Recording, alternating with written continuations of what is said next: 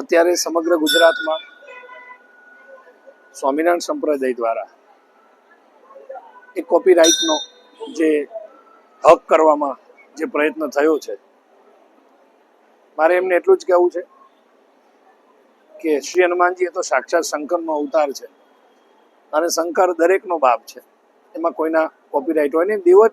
દેવો માટે, ધર્મ માટે ક્યારેય કોપીરાઇટ હોય નહીં. હા, તમે જેને પૂછતા હોય, તમે જેને માનતા હોય એનો કોપીરાઇટ પહેલા તમે લઈ લો, પછી હનુમાનજીનો કોપીરાઇટ લેવાનો આગ્રહ રાખો.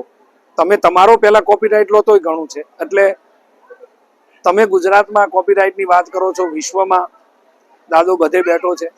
ક્યારેક ચિત્રકૂટ, અયોધ્યા કે યુપીમાં જાઓ ત્યારે ખબર પડે કે હનુમાનજી મહારાજનું શું ચરિત્ર છે અને લોકો કેવી રીતે હનુમાનજીને પૂજે છે.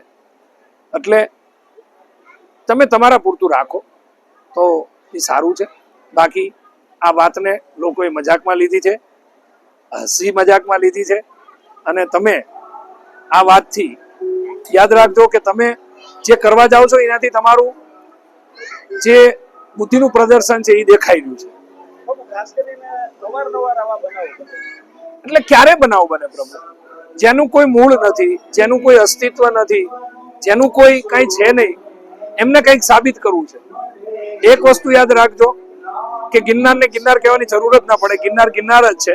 હરિદ્વારમાં ગંગા વહે તો એને ગંગા કહેવાની જરૂર ના પડે. એમ બદ્રીનાથ બદ્રીનાથ જ છે, તિરુપતિ તિરુપતિ છે, ચાર ધામ છે. એને આપણે કોઈને કહેવું નથી પડતું તમે યાત્રાએ જાઓ. એમ તમારે શું સાબિત કરવું છે? કારણ કે તમે ખોટું લઈને બેઠા એટલે તમે સાચું સાબિત કરવું પડે. ચોખ્ખા ઘીને સાબિત કરવા માટે આપણે લખવું પડે છે કે અહીંયા ચોખ્ખું ઘી મળે, કારણ કે નકલી આવ્યું એટલે લખવું પડે છે. એટલે આ બધી વાત એ છે. એટલે આમાં હવે લોકો જાણી ગયા છે. કોઈ પણ એમની વાત આવે તો લોકો કોઈ ધ્યાન દેતું નથી. બીજું, મને ખબર છે 99% લોકો હવે આને હાસ્યમાં લે છે. એક હાસ્યનું એક સ્વરૂપ થઈ ગયું કે 15 દિવસે આપણે જયારે આમ એમ કહેવાય કે થોડા દુઃખી થઈ ગયા અને આવો કોઈક મુદ્દો આવે એટલે આપણે સ્ફૂર્તિમાં આવી જઈએ અને હાસ્યમાં આવી જઈએ. એટલે બધાને ભગવાન સદબુદ્ધિ આપે. બાકી સનાતનનો વાળ વાંકો નથી થવાનો. સનાતન સનાતન છે અને સર્વનો બાપ છે. જય સિયારામ.